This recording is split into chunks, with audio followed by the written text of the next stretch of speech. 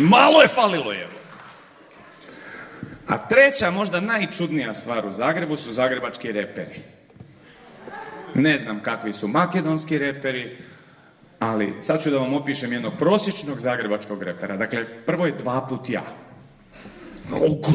Ogroman, obrijan po glavi, zlati lanac, ono, kajla, tetovaže.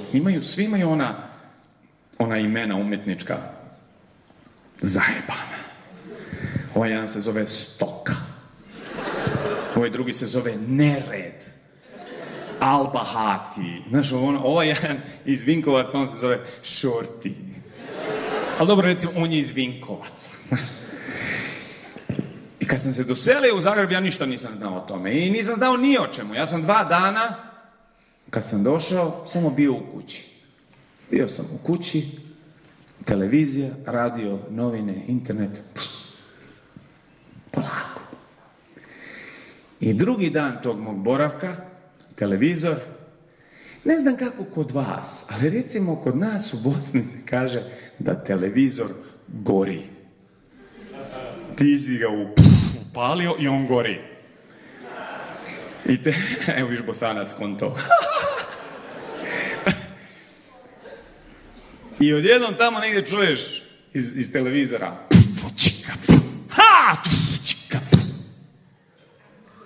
Šta je dupiću? Kreće muzički, glazbeni spot. Neki je pejzaž ili ti na hrvatskom krajobraz Novog Zagreba, neka cesta nestaje u daljini i dolje kako je muzički spot, piše nešto tipa Zagreb to sam ja, tako nešto, i ispod toga piše Stoka. Ja sam kao, vidiš, ne znam taj bend. Pa ću malo, hajde ovako. I u jednom trenutku, tako na početku te ceste, se ukazuje on.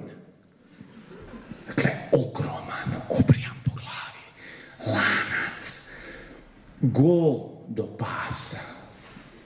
I sve je to manje bitno nego je on ljut! Nekoga je raspizdio, jebote. I on takav ljut krene prema kameri vrlo spontanim reperskim hodom.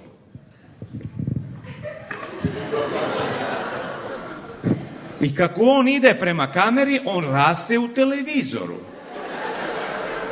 Kako on raste u televizoru, ja se mičem od televizora. Usro sam se, šta da vam kažem? Usrolo se govno u meni od straha, jebote.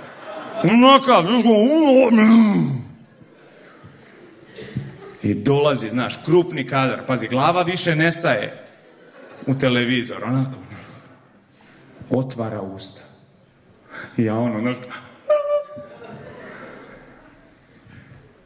Nećeš mi dirat moj grad. Zagreb je moj grad, Zagreb to sam ja. Ja ću za svoj grad pustiti svoj glas. Glas! Stoka!